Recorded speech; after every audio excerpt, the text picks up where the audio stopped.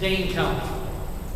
Now you got to realize, Douglas County and Dane County, you can't tell the difference in politics.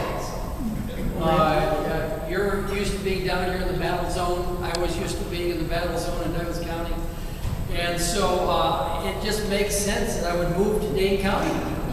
I've often thought of this. You know, conservatives, guys like Mike Hurl and Bill and others, who fight the battle all the time in these areas, we really have to work smart and work hard, take nothing for granted.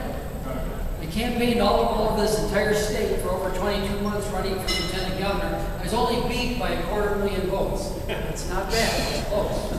And on top of that, I got beat by one of the most wonderful lieutenant governors the state could ever have, and that's Rebecca Clayfish, who I just have complete admiration for. But anyways, we go into counties where it would be, the majority of them would be Republicans. And I always thought, it's easy to be a Republican here. You just, you go to the gas station and say, I'm a Republican. You go to the grocery store and say, I'm a Republican, they'll pat you on the back. But Dane and Douglas County, it's dangerous to say you're a Republican.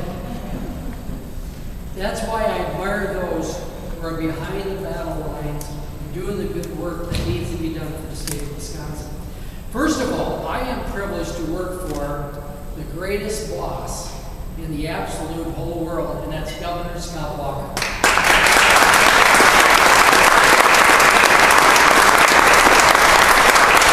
I got to know the governor when I was mayor of the city of Superior, and I made frequent visits to visit him.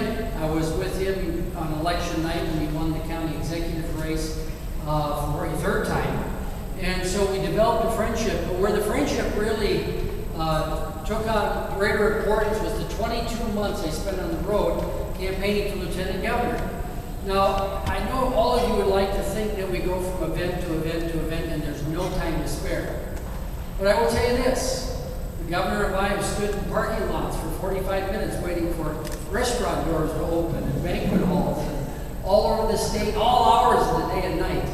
And so we really got to know each other in a greater way. Listening to this governor, he began talking prior to this election, the prior election, about what he wanted to do for the state of Wisconsin. And he laid out his vision. It was very clear. It was very easy to follow. He was going to do something no other governor has ever done. And that is honestly and truly balance the budget for the state of Wisconsin. If there's one thing government is supposed to do, it's supposed to deliver a budget. It really is. You're mayor of a city, you deliver a budget. That's your job.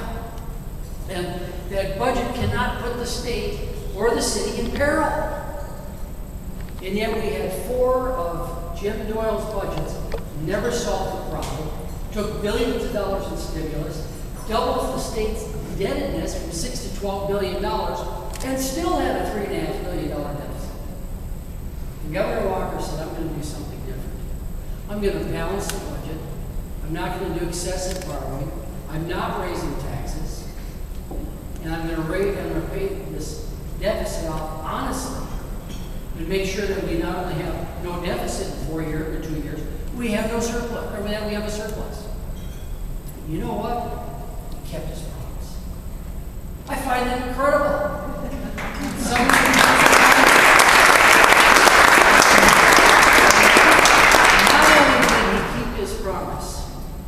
You read these articles all the time. Why don't we elect people with backbones? Why do they always just put their finger in the air and see which way the wind is blowing? Why don't we have some courageous politicians? And then when we get a courageous politician, we call him a dictator. He's not listening to anybody. And all these other accusations that are generally hurled at strong, decisive, game-changing leaders. And that's what Governor Scott Walker is. Let me tell you a little bit what I like about this governor. When we first got involved with, when he called me, it's amazing. I ran for lieutenant governor, was contemplating a third run for mayor in the city of Superior. And I was dragging my feet. I was 5 days away from filing deadline for my third run. But I had an inkling that the governor would call. And I'm upside down underneath my daughter's dishwasher and helping her put it in. And I see this 608 number come up on my phone, and I figured I better answer the 608 608 area code. And there was that familiar voice. Hi, this is Governor-elect Walker. Dave would like you to join the administration. This is Wednesday now. Can you start on Monday? Well, I realized I was working on the transition with him, so I just gotten back from Madison. I was at Risser doing some local government policy work. Got back home. I had to go back down to Madison to meet with the team that he had put together. Go back home, clean out my office, have the attorney write a resignation letter, and then go back down to Madison and be to work by Monday morning. And I was the happiest guy in the state of Wisconsin to say yes to this governor. You know why? Because I knew he was going to do what he talked about. I knew he was going to fulfill what he had said. I knew that if he said he wasn't going to raise taxes, he wasn't. That he was going to balance the budget. He wasn't going to borrow excessively.